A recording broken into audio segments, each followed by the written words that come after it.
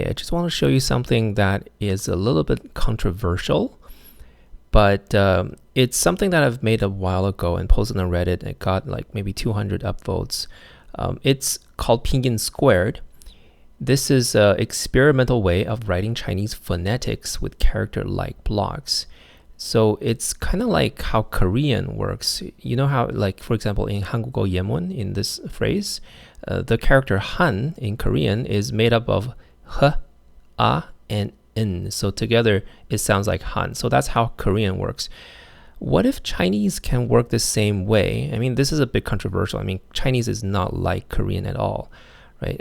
The sounds are, there are so many homophones that like writing like this, like Korean, it's just completely impractical in Chinese, right? Because there are so many characters that sound exactly the same but mean completely different things.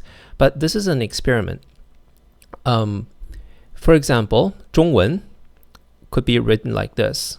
So ZH, the j sound could be written like that, and the ong could be written like that, and the first tone could be written like a dash, like the green dash here is the first tone, and wen working similarly with the second tone like that.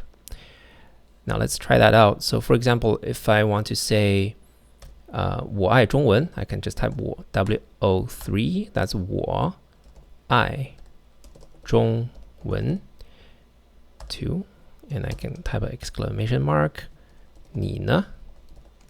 Like that. So nut is a neutral tone, so it doesn't have a tone mark like that.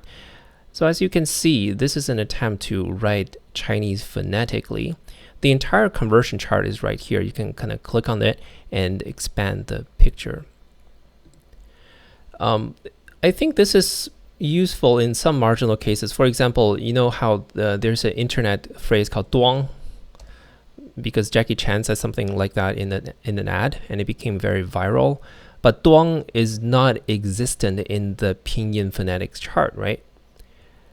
So it's not in the pinyin chart, but because this is entirely phonetic, you can just make it up. So when you type duang like that, so you actually get a character that sounds like duang, because you know D is like the radical that looks like da, and wang represents a wang sound, and the little dash, the number, the flat dash on the top right is the tone mark, right? First tone, duang, like that.